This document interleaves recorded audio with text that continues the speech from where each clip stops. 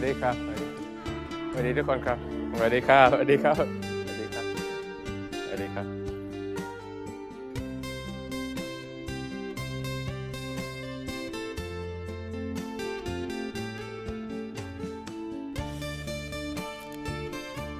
Some hydration is always good.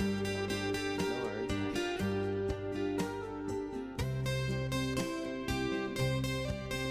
Oh, thank you. I was speaking Thai to you, giving you some Thai lessons.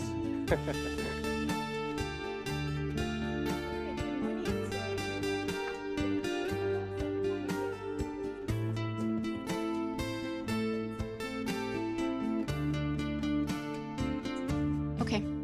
Well, this year's elections were Thailand's first since 2014, and with the Move Forward Party having won a majority of the popular vote and 152 seats in the 500-seat House of Representatives, Pita would have been the country's 30th Prime Minister and its youngest, I believe.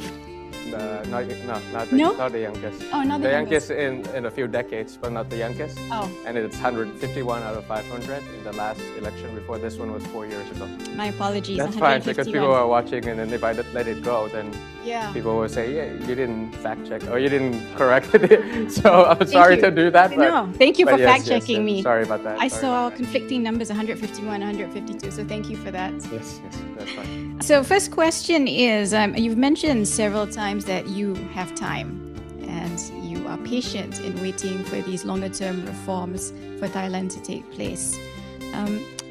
The question is, in the future, for the next election, would you consider changing your strategy and pushing slower, more incremental reforms in order to hopefully win?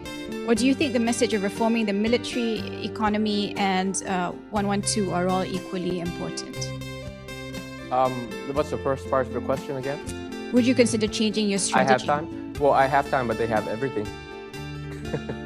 Everything So else is on their side. The gerrymandering, electoral calculations, finance, all these things that I'm a 3-year-old party, and also, first time leading an election. So even if I have time and I have the people's support, that doesn't mean that it's a guarantee that I'll win next time. So that follows logically to the second part of your question. Yes, I have to re-strategize, and it will be a cadence approach. Some has to be heavy and fast, some has to be slow and light.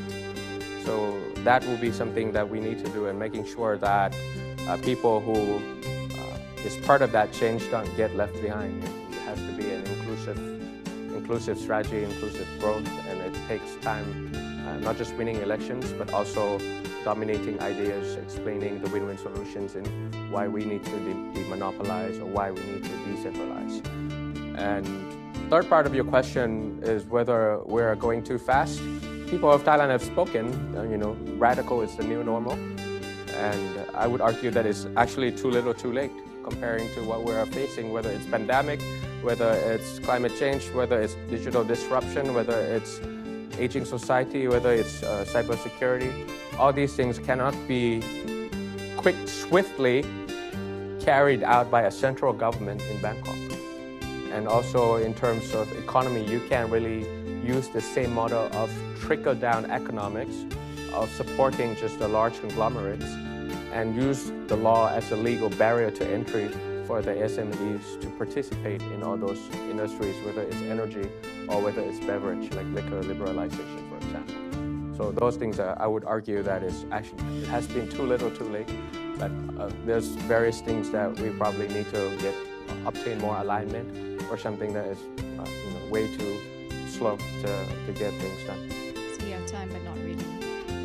You have time, but you don't really have time. When I say I meant myself personally. Okay. But then again, it's a collective. Politics is a collective action, right? It's who gets what when, and it's the entire country, ASEAN, and as well as international community also.